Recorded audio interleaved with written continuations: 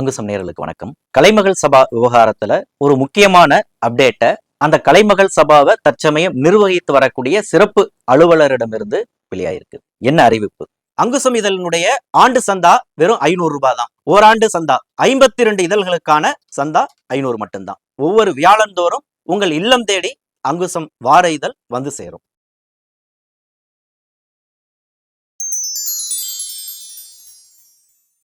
தமிழகத்துல கடந்த ஒரு 25 ஆண்டுகளுக்கு மேலாக ஒரு தீர்வை எட்ட முடியாத ஒரு வழக்குகள்ல ஒன்றுதான் அந்த கலைமகள் சபா மோசடி வழக்கு. இந்த கலைமகள் சபா வழக்கு விவகாரம்ங்கிறத பொறுத்த வரைக்குமே யார் மோசடி செஞ்சது, யார் இதனால பாதிக்கப்பட்டாங்க, இதனுடைய தற்போதைய நிலை என்ன அப்படிங்கிறது இன்னும் ஒரு தெளிவில்லாத பல்வேறு குழப்பங்களை கொண்ட ஒரு விவகாரமா தான் நீடிச்சிட்டு இருக்கு. கலைமகள் சபாவில உறுப்பினர்களாக இருக்கிறவங்க இருந்துட்டு இருக்கிறாங்க.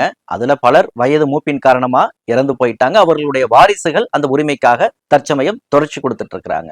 ஆனா கலைமகள் சபா அப்படிங்கிற பெயர்ல அவர்களுடைய முதலீட்டை வச்சு தமிழகம் முழுவதும் வாங்கி போட்ட சொத்துக்கள் இன்னைக்கு பெரும் ஆதாரமா இருக்கு. அப்ப அந்த சொத்துக்களை மையப்படுத்தி தான் பல்வேறு சிக்கல்களுமே இந்த கலைமகள் சபாவுல தொடர்ந்துட்டு இருக்கு. அப்ப இந்த பின்னணியில தான் இந்த ஒரு அறிவிப்பு அப்படிங்கிறது முக்கியத்துவம் உடையதா இருக்கு. முதல்ல இந்த கலைமகள் சபா தற்போது இந்த வழக்கு என்ன நிலையில இருக்கு அப்படிங்கிறத சுருக்கமா நம்ம பார்த்திடலாம். கலைமகள் சபாவினுடைய சிறப்பு அலுவலரா பதிவுத்துறையினுடைய தலைவர் தினேஷ் பொன்ராஜ் ஆலிவர் IAS அவர் தான் இப்ப வரைக்கும் இதனுடைய சிறப்பு அலுவலரா தொடர்ந்துட்டு இருக்கிறார். இன்னும் சொல்ல போனா இவர் இந்த IG ஆஃப் ரெஜிஸ்ட்ரேஷன் அப்படிங்கிற பதவியிலிருந்து வேறு பதவிக்கு அல்லது வேறு துறைக்கு அவர் ஒருவேளை மாற்றப்பட்டாலும் இந்த கலைமகள் சபாவினுடைய அந்த சிறப்பு அலுவலராக அவர்தான் தொடரணும் அப்படிங்கிறத நீதிமன்றம் தெளிவா தனது உத்தரவுல சுட்டி காட்டி இருக்கிறாங்க. அதாவது யாரெல்லாம் IG ஆஃப் ரெஜிஸ்ட்ரேஷனா வராங்களோ அவங்கதான் இந்த கலைமகள் சபாவினுடைய சிறப்பு அலுவலரா இருக்கணும் அப்படிங்கிறது கிடையாது.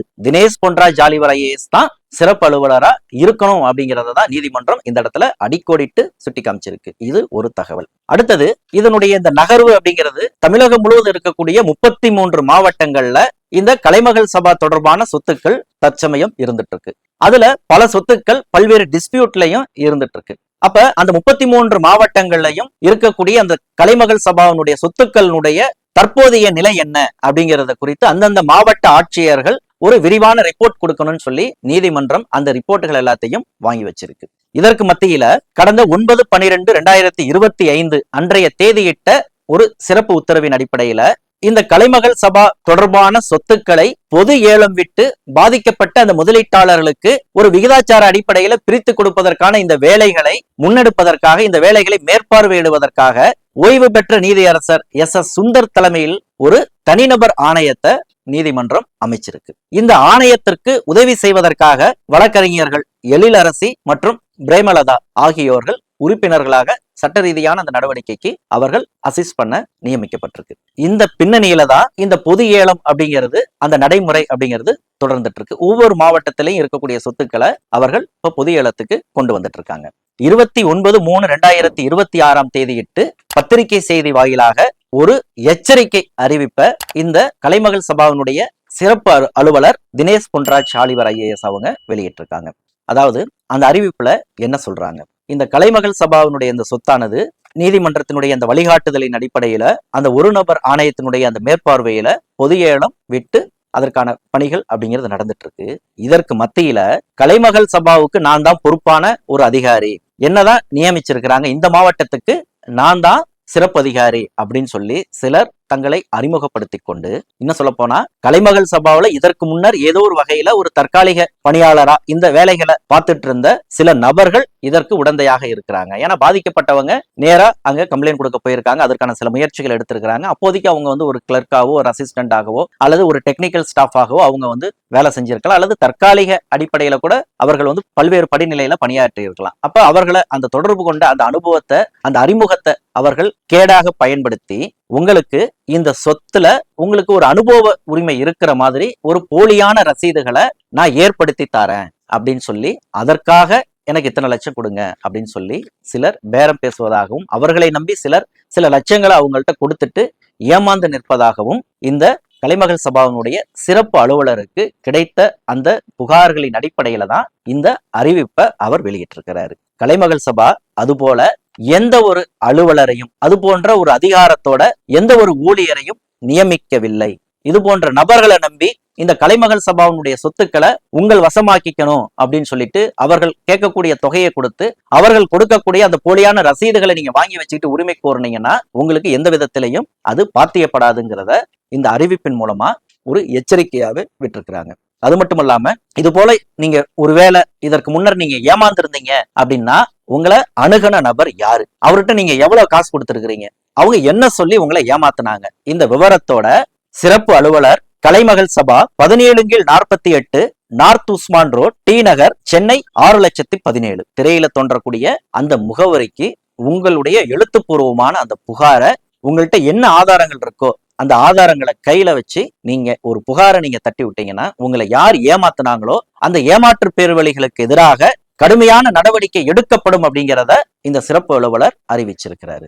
அல்லது இது வரைக்கும் அவங்க என்ன அப்ரோச் பண்ணாங்க, ஆனா நான் விழிப்போட இருந்து நான் பணம் கொடுக்கல அப்படின்னு ஒரு கேட்டகரியில நீங்க இருந்தாலும் அந்த உங்களை யாரெல்லாம் அப்ரோச் பண்ணாங்களோ இந்த மாதிரிலாம் நான் செஞ்சு தரேன் அப்படின்னு சொல்லி யாரெல்லாம் பேசினாங்களோ அவர்களுடைய அந்த விவரங்களை நடந்த விவரத்தையுமே கூட நீங்க புகாராக தெரிவிக்கலாம். இதன் வழியாகத்தான் அந்த கலைமகள் சபாவினுடைய அந்த சொத்துக்களை பாதுகாக்க முடியும். அது உண்மையான பாதிக்கப்பட்ட முதலீட்டாளர்களுக்கு போய் சேரும் அப்படிங்கிறது தான் இந்த அறிவிப்பினுடைய சாரம்சமா இருக்குது.